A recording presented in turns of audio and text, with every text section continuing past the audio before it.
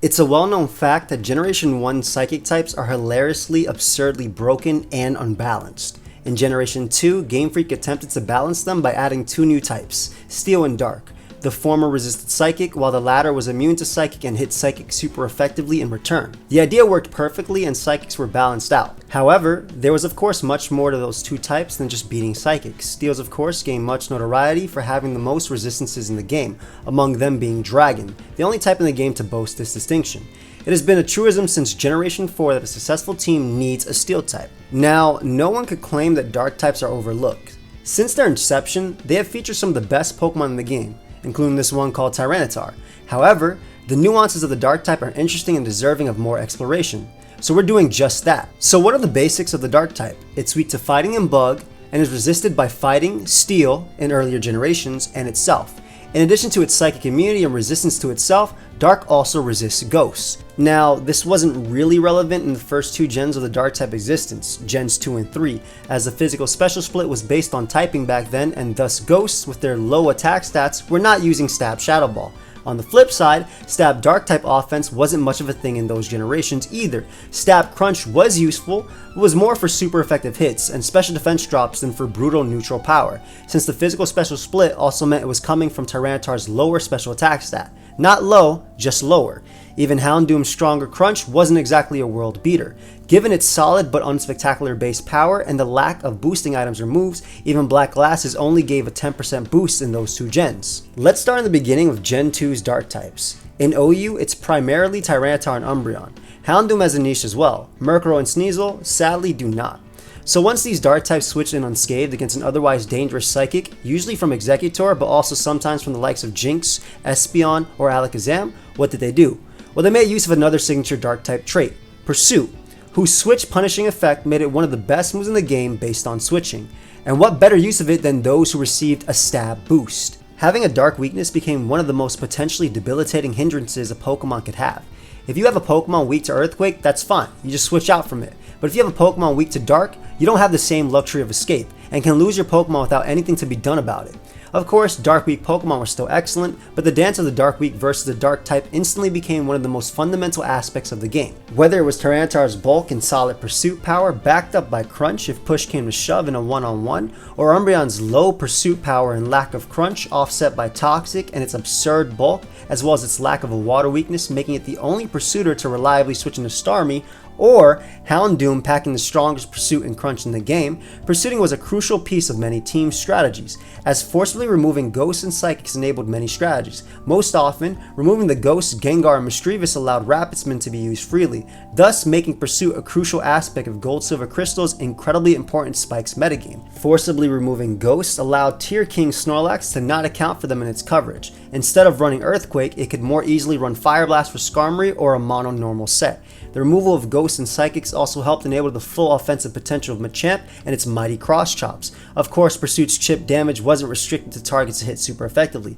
Earthquake Tyranitar's ability to scare out Raikou gave it a unique role of being able to chunk it with a decently strong Pursuit, while even pursuing the Dark resistant Fortress could be valuable in longer games. Gen 2's Dark types weren't just pursuit machines either. Well, Houndoom more or less was, apart from an occasional use of Sunny Day. However, though they often did, Umbreon and especially Tyranitar do not need to use Pursuit to be viable. Umbreon could pull up all sorts of tricks involving mean look and baton pass, while using its stupendous bulk to completely stuff the monstrously annoying Nidoking, while Tyranitar was both a solid mix attacker and curse sweeper, providing a crucial phasing move in Roar as well. Both Pokemon helped check Snorlax as well. In Generation 3, the Dark type rose to the forefront because Tyranitar became the best Pokemon in the tier by virtue of its metagame defining Sandstream. Houndoom and Umbreon retained small roles, but they were far more specific, far more niche. When you're competing with the best Pokemon around, it's harder to find your way onto a team. Gen 3 also added a new Dark type relevant to OU, Cacturn, who utilized Tyranitar's Sandstream to dodge would-be 100% accurate moves with the universally despised Sand Veil ability. Cacturn also occasionally used its own Dark stat. It didn't have Crunch, but Feint Attack got the job done nicely against Celadon, whose Leech Seed Psychic combo Cacturn was the only Pokemon in the game to completely blank.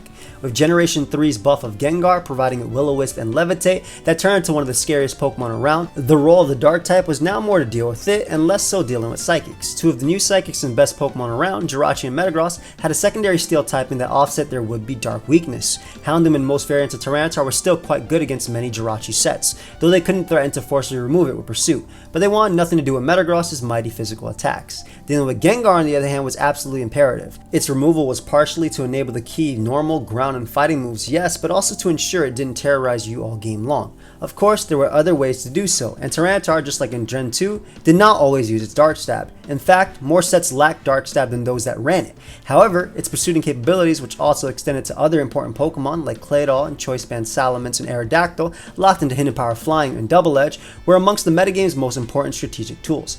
Finally, Gen 3 also added a crucial Dark-type move in Knockoff. Though its initially low base power of 20 meant that it may as well have been typeless, its item removal was still critical and was the basis for nearly all Hariyama's viability in OU. Generation 4's addition of the physical and special split was absolutely enormous. Not only was Pursuit coming off Tyranitar's much higher attack stat now, it also meant that its Crunch became one of the best offensive attacks and one of the most dangerous in the metagame, as opposed to the thing it ran to ensure more damage if a Pokemon stayed in and tried to avoid getting pursued on the switch. Plus, most Ghosts and Psychics had lower defense stats than special defense, so they were getting hit way harder.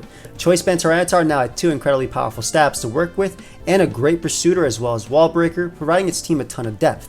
Pursuit being a physical attack meant it can now trap Blissey, which was game changing. Of course, Tyranitar didn't need to run Choice Band in order to Pursuit effectively. It could do so with a cornucopia of utility sets, which often came with the extra benefit of faking being Choice. For example, at the height of Scissor's popularity, Tyranitar could easily Pursuit Latias and then Flamethrower a Scizor that thought it was safe to U-turn against the Pursuit locked Tyranitar. Tyranitar also famously began running Choice Scarf, compensating for its low speed by ensuring that, when its targets were slower, it could pull off Pursuit even if it wasn't healthy enough to take hits from them. This was especially important because Gen 4's addition of U-turn put bug-weak Pokemon, such as of course Tyranitar, in lose-lose positions. Of course, despite this, Tyranitar was better than ever because of its partial rock typing, letting it newly receive a special defense boost in the Sand it summoned. This allowed it to withstand massively powerful special attacks and increase its range of Pokemon it could switch into, from Heatran to the aforementioned Latias. The increase of excellent fighting types from Infernape to Lucario to buff versions of Breloom and Machamp also made Pursuit even more viable. Gen 4 also added a couple new interesting OU adjacent dark types, Weavile and Spiritomb. Spiritomb had some nice niches. In addition to being a reliable pursuiter for Gengar by virtue of its fighting immunity, letting it blank the T-Tar killing Focus Blast and Shadow Sneaker Sucker Punch priority to finish the job if Gengar stayed in and lived the pursuit, it also countered Machamp and blocked Rapid Spin. However, it was more of a UU Pokemon.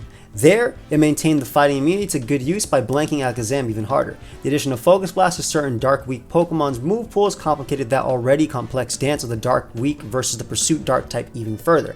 As for Weavile, it was quite threatening throughout Diamond and Pearl. It had a blazing fast Pursuit, even faster than Scarf Tyranitar's without needing to run a Scarf itself, and also had other useful moves like Ice Shard and Swords Dance. Sadly, once Platinum came around and gifted Scizor the bullet punch it needed to shoot to number 1 in usage, Weavile more or less dropped off the map. Platinum also intensified the need for Pursuit by adding the Rotom appliances, which were excellent spin blockers, far better than the frail Gengar in this metagame where foragers had newly learned payback, no longer having to rely on Hidden Power Ghosts, and thus Tyranitar's place in the metagame was even more important.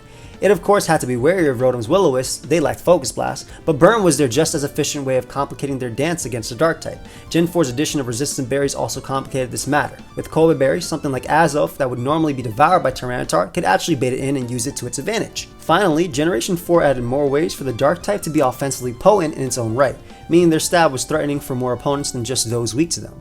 Weak to Pursuit, Black Glasses now boosted 20% and were often used by Drapion and Skuntank and UU and NU respectively, where Pursuit games against Ghosts and Psychics were similarly crucial. Night Slash was added as a physical alternative for Pokemon who didn't learn Crunch, and its high critical hit rate was especially nasty on the likes of Superluck, Honchkrow, and Absol.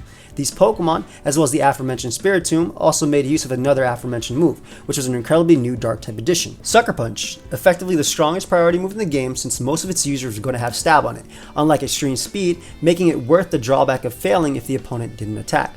It wasn't just physical attackers that benefited either. Crunch was replaced with Dark Pulse, which possessed a nasty 20% flinch rate that was quite useful on the speedy Houndoom and UU. Dark Pulse was useful on Spiritomb and sometimes even Tyranitar and OU because it allowed them to hit Rotom, Base, and UU as hard as possible even if it was burnt. For offensive purposes, Houndoom's already strong Dark Pulse could also be boosted further by another new Dark-type move, Nasty Plot, while benefiting from the general increase in power Gen 4 brought with the addition of Life Orb. Generation 5 demonstrated that perhaps the whole pursuit keeping psychics in check dynamic was not the healthiest. Turns out, you just need multiple excellent psychics that rip through most of the metagame and can hit Tyranitar hard. Tyranitar can't deal with all of them.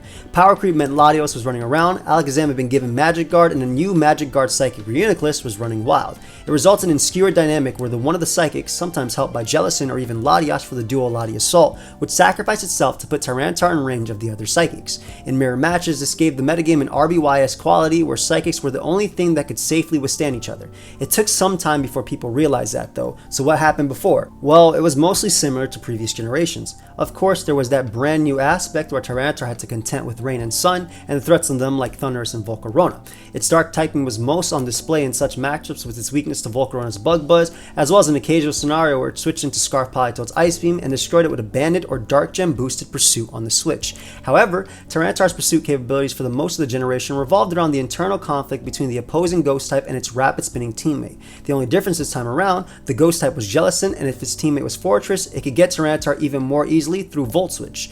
Choice Band Tyranitar was also valued for its ability to OHKO a full HP Bold Reuniclus 31% of the time, though of course it had to crunch versus Pursuit battle in the face of a Psychic with Focus Blast, and for severely threatening Slowbro to enable something like Garchomp or Terrakion. Tyranitar wasn't the only dark type present in Gen 5 OU either. Prankster Sableye was briefly quite decent in the tier, with its priority taunts, Will-O-Wisp, and recovers being massively irritating to a number of teams. It also spin blocked and completely blanked Alakazam and Reuniclus. Its weakness to passive damage and helplessness against Gliscor eventually let it fall back to UU, where it was quite good. Generation 5 also brought a new excellent dark type to OU, Hydreigon.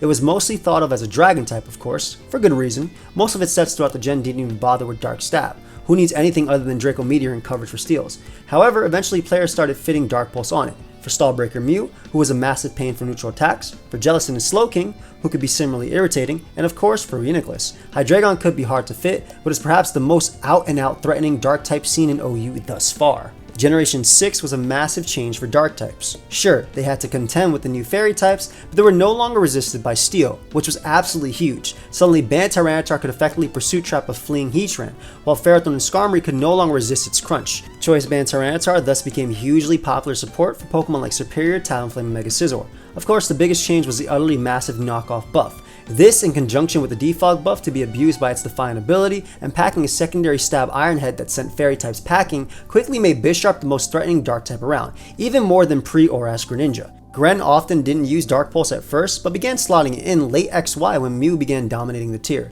Mega Tyranitar and Mega Gyarados also brought massive new Dark-type Dragon Dance offense. Then in Oras, a knockoff and Icicle Crash bearing Weavile entered the fray. So did the massively powerful Hoopa Unbound, whose banded Hyperspace Fury set a new standard for Dark-type power. When Hoopa was banned, actually largely off the strength of its incredibly powerful Specs Dark Pulse more than anything else, players replaced it with Hydreigon, who became excellent in its own right. All it took was hitting Clefable with Flash Cannon once. After that, teams would crumple to its Dark Pulses. Eventually, Weavile shifted from its early Life Orb sets featuring moves like Poison Jab to All-Out Choice Band, which also made it an efficient pursuing teammate for the likes of Keldeo. Generation 6 had an absolute plethora of powerful Dark-type offense. Even the lower tiers had their share of strong Dark-type Megas in Houndoom and Absol. Colbur Berry had never been more popular either. It was absolutely everywhere, from OU's Latias and Jellicent to a huge majority of Dark-type Pokemon in the lower tiers, because it would help against Pursuit, number one, but also help it soften the first hit of knockoff, allowing these Pokemon to survive long enough to get to the point where they could withstand the weaker knockoff, a strategy that would become popular with Generation 8 Slowbro facing Weavile. Knockoff was so popular that some Pokemon like Talonflame ran no item at all, just to switch into it. It used Acrobatics as stab, so it kind of worked out. But still, running no item because of knockoff was crazy. Of course, despite Dark having such strong offensive presence, its defensive use was as key as ever. In addition to Pokemon like Latios and Alakazam, Dark's resistance to Ghost was more key than ever, since Steel no longer resisted Ghost either.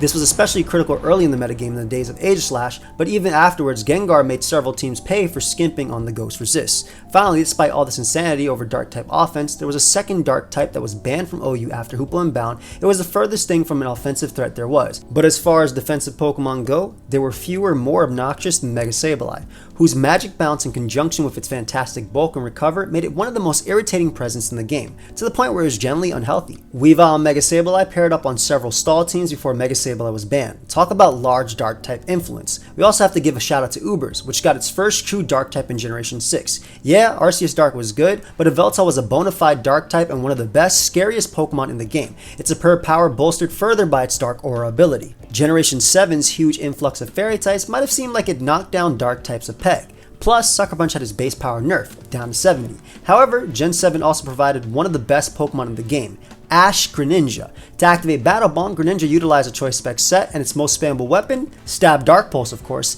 In addition to its amazing speed and great power accentuated by the spikes it laid down for itself, Dark Pulse was such a terrifying weapon because of its significant flinch rate. Many a Toxapex attempting to heal in Gren's face found themselves flinching, then succumbing to the second hit, their trainer staring in horror as Gren evolved into a Pokemon that would surely be Uber if it started the battle out in such form. This was the most significant dark type aspect of Generation 7, but Tyranitar, regular and Mega alike, continued their pursuit happy journeys. In fact, Tyranitar's reliable resistances to Gren's Dark Pulse was one of the most desirable traits in the metagame that often felt so flimsy against it. Especially since, despite Gren resisting the move, its natural frailty and Tyranitar's great power meant that its pursuit on the fleeing Greninja actually stung quite hard, and limited its capacity to switch in and repeatedly terrorize the opponent later on. Hydreigon returned to OU in a similar vein. It resisted both of Ash Greninja's stab and had the bulk alongside reliable recovery and roost to reliably stave it off. It also defogged away Greninja's spikes and hit quite hard with Dark Pulse, especially if boosted into Black Hole Eclipse. This defensive utility of Hydreigon's also extended to another common hazard setter, one commonly partnered with Greninja, Stealth Rock Heatran. Speaking of defensive dark types, while it lacked the offensive presence of Hydreigon and Mega Tyranitar, Mega Sableye made a triumphant return with its effortless enabling of stall teams. Dark type's ghost resistance was even more key than before, with Ultra Sun and Moon's addition of Blacephalon, whose Choice Spec Shadow Ball tore through nearly everything that didn't resist it. Additionally, Dark type's psychic immunity was incredibly key in a metagame where Tapu Lele's Psychic Terrain, and sometimes even Spec's boosted Psychic, was a KO machine. This immunity gave even the frail Greninja valuable defensive utility. Lele had an incredibly easy time spamming Psychic and Psyshock otherwise. Generation 8 completely upended that key dynamic so key to the previous 6 generations. It removed Pursuit.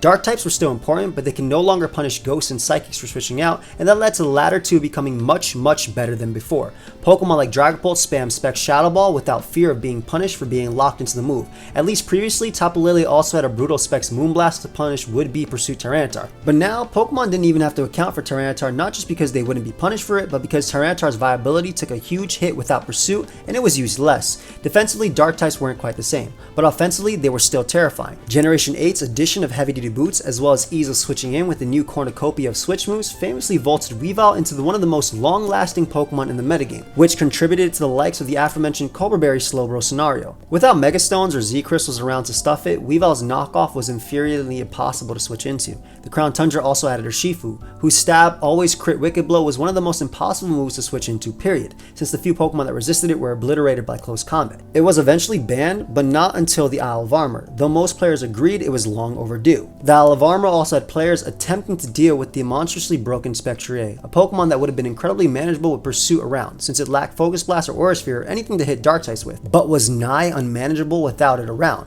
What did players run to deal with Spectrier then? An all-out wall Hydreigon. After Spectrier was banned, Hydreigon shed its bulky set and returned to terrorize OU with its offensive prowess again. Speaking of a former Dark-type monster returning to terrorize OU, Choice Band Tyranitar made a big comeback. It no longer pursued it, true, but it was still a massive threat in its own right. In fact, no longer having Pursuit in its move pool allowed it more coverage to threaten the opponent with. Finally, we give a mention to the thoroughly unique Galarian Moltres, whose Fire Wrath was too much for UU to handle and gave it a solid role in OU as well. Generation 9 Scarlet and Violet released some of the most powerful dark types of all time. The legendary Pokemon Chiempao and Chi-Yu terrorized OU for a few months before they were eventually banned, whereas Ting Lu is sitting comfy in OU, setting up spikes in Stealth Rock and phasing you around with Whirlwind. Even Wo-Chen has A+ viability in the UU tier. Prior to Pokemon Home's release, Meowscarada solidified itself as a great lead spiker in the OU tier, being one of the few Pokemon that also has access to knockoff. Post-Home though, Hisuian Samurai is now released, and is easily setting up spikes with its sharpness boosted Ceaseless Edge. And whether it's Choice Band, you turning around on Sun teams, or setting up Dragon Dances, Roaring Moon is an incredible sweeper that can threaten you with Terrestrialized Flying due to acrobatics and booster energy. And if you want unresisted priority, Tinted Lens First Impression Low Kick Phoenix can be incredibly hard to switch into if your name isn't Iron Valiant or Great Tusk. But the current king of dark types, who sits on the throne as a supreme overlord, is Kingambit. The evolution of Bisharp has not only incredible offensive stats, but amazing bulk to boot. Supreme Overlord ability boosting its attacks the more Pokemon are dead, and Terastallization allowing it to shed its weaknesses to ground and fighting. A lot of endgames typically come down to who plays their Kingambit better, which is also why a lot of players want this Pokemon banned as well. Not to mention, Bisharp, a great Pokemon in its own right, can now run Eviolite.